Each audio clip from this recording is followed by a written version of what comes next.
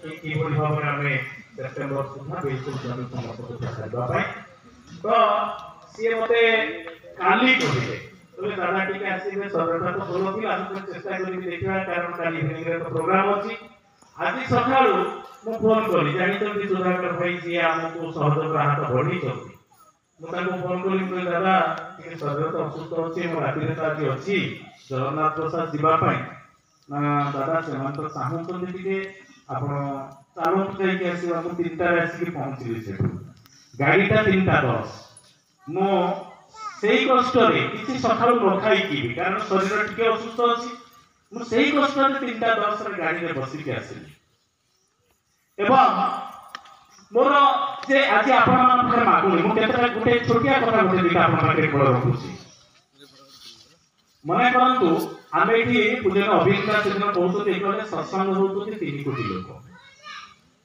ଆଚ୍ଛା ଭିକାରୀ ମାଗିଲେ ଗୋଟେ ଟଙ୍କା ଆମେ ଦେଇପାରୁଛୁ ମାନେ ଗୋଟେ ଟଙ୍କା କେବେ କେ ମନା କରतो ଯେ ଭିକାରୀ ମାଗିଛି ମତେ ଟଙ୍କା ଦେବାକୁ ଦେଇ ଯେତେ ଗରିବ ହଉ ଟଙ୍କାଟେ ସେ ନିଶ୍ଚୟ ଦେବ ତାହେଲେ ଆଜି ଯଦି ଆମେ ସତ୍ସଙ୍ଗରେ 3 କୋଟି ଲୋକ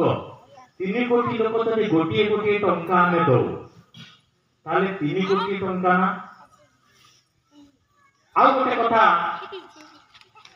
এই যে ଆମର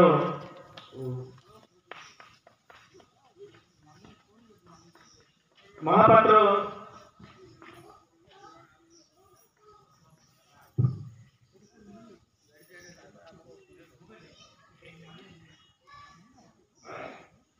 ତେବେ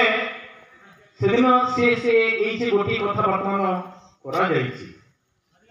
ଯେ ଆମେ ଗୋଟିଏ ଲୋକ ମୁଁ 20ଟି ଲୋକକୁ ଠିକ କରିବି ଗୋଟିଏ ଲୋକ ଠାରୁ 400 ଟଙ୍କା ଆଣିବି ମୁଁ ପାରୁ ପଛେ ଚେଷ୍ଟା କରିବି ଗୋଟେ ଲୋକ 20ଟା ଲୋକ ମୋ ମନେ ଠିକ କରିବି ମୋର ଯିଏ ବନ୍ଧୁ ବାନ୍ଧବ ମୋର ଏମିତି ପରିଚିତ ଲୋକ 20ଟା ନାହାନ୍ତି ସମାଜରେ ମୁଁ 20ଟା ଲୋକ ଠିକ କରିବି ଗୋଟେ ଲୋକ ଠାରୁ 400 ଟଙ୍କା ଆଣିବି এইভাবে ভাবে যদি আমি 50টা লোক আজ 50টা লোক যদি এমিতি 20টা লোক ঠারু 400 টঙ্কা লেখা আনন্তি তাহলে কেতে টঙ্কা হচ্ছে তো হিসাব করন্তু এই কামটা কোন মোর অটকি ଯିବ কেবে তেনো সাইকেলটা থুয়া হইছি মু যেতে ভাবুছি চালিছি ଆମେ ସମସ୍ତେ ଆଜି ସେମିତି ଅବସ୍ଥାରେ ଅଛେ ଆମେ ଭାବୁଛେ ଚାଲିଛି କିନ୍ତୁ ସାଇକେଲଟା ଥୁଆ ହେଇଛି ମତେ ଚଲେଇବାକୁ ହବ ସେଦିନ କୃଷ୍ଣାଙ୍କ ସତ୍ସଙ୍ଗରେ ଆପଣମାନଙ୍କୁ ଅନୁରୋଧ କରିଥିଲି ଆମ ଏଇଥିପାଇଁ ମୋର ବ୍ୟାକୁଳତା ଯେତେବେଳେ ଦେଓଘର ଗଲେ ଆଚାର୍ଯ୍ୟ ମନରେ ଗୋଟିଏ ଦୁଃଖ ଜଗନ୍ନାଥ ପ୍ରସାଦ କାମଟା କେତେ ଦୂର ଗଲା କି ଉତ୍ତର ଦେବା କଣ ଉତ୍ତର ଦେବାକୁ ଆଉ ବସିକି ଯେତେବେଳେ ବସରେ ଆସୁଥିଲି ଚଢେୟା ପଲ୍ଲୀ ମୁଁ ପ୍ରଥମ ସତ୍ସଙ୍ଗ ଆସିଥିଲି এই পিটু সেটি কু যাইଥିଲେ সেই চড়েয়া পল্লীରୁ ତାପରେ ଆସିଲି ଆପଣଙ୍କର ଜିରାବାଡ଼ି ସତ୍ସଙ୍ଗ ଜିରାବାଡ଼ିରୁ ଧୀରେ ଧୀରେ ମୁଁ ଗଞ୍ଜାମ ଭିତରକୁ ପଶିଲି ମୁଁ ମନେ ମନେ ବସରେ ଯେତେବେଳେ ବସିକି ଆସୁଥିଲି ଚଢ଼େୟା ପଲ୍ଲୀ ଯେତେବେଳେ এই ସରି ଆପଣଙ୍କର ପଞ୍ଚଭୂତି ଯେତେବେଳେ ପ୍ରଥମ ସତ୍ସଙ୍ଗ ଆସିଲି ପଞ୍ଚଭୂତିରେ ଗାଡ଼ି ପହଞ୍ଚିଲା ମୁଁ କହିଲି ଏଇଠୁ ଭାଇମାନେ ବି ଯାଉଛନ୍ତି ଏଠି କେତେ ବିରାଟ ଏରିଆ ପଡ଼ିଛି এই ଜଗନ୍ନାଥ ପ୍ରସାଦରେ ଯଦି प्रत्येक अदीक्षित लोक पाखक जाइए कबाट बाड़ी हाथ पातिबी तार मते से 10 टंका 100 टंका दब कि अछि एपरि कर्मी आज चेष्टा करी बचे परम पुरुषर इच्छा को आज परिपूर्ण करबा पाए आ तार सही आशीर्वाद को मुंडर बहन करबा पाए सेही लोकटा दरकार सेही लोकटा कि यदि प्रकृतर मो भीतर इष्टबद्धता अछि मु जदि आज आचार्य देवଙ୍କର जन्मदिन रे ताकू चाहूची मनरे आनंद दबा पाए सुख दबा पाए ताको मुहर हस फुटेबा पाए ताले मु सेही लोकटा जे मु आज ए भिखारी हे कि जगन्नाथ प्रसाद रे बुलीबी प्रति द्वार ए जे कबाट हाथ बाड़ीबी मो प्रिय परम काम चालीची मु भिखारी का हाथ पातुची मते गोटे टंका दियंतु कोनोसी लोक नै जे आपन को टंका देबो मिनिमम 10 टंका 100 टंका 50 टंका आपन को दबो देखंतु गोटे मास भीतर ए काम कंप्लीट हेछि ना नै ताहले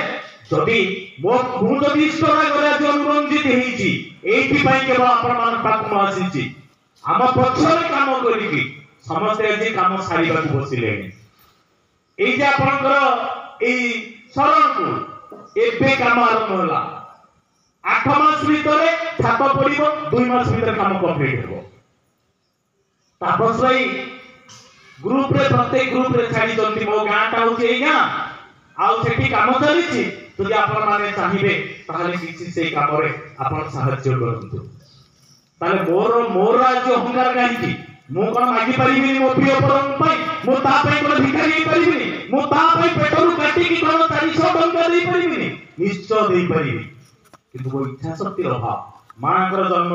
জন্মদিନର শুভেচ্ছা ଦଉଛି ଏବଂ ସେ କହିଲେ ମୁଁ ପ୍ରଥମେ ଆଜି ପ୍ରଣାମୀ ଦେବି ମୁଁ ମନେ ମନେ ବସିକି ଭାବୁଥିଲି ମୋ ମାଙ୍କୁ କହିବି ଆଜି 20ଟା ଲୋକ ସେ ଠିକ କରନ୍ତୁ ଆଉ 400 ଟଙ୍କା ଲାଖେ 20ଟା ଲୋକଟା ରୁଟି ଆଜି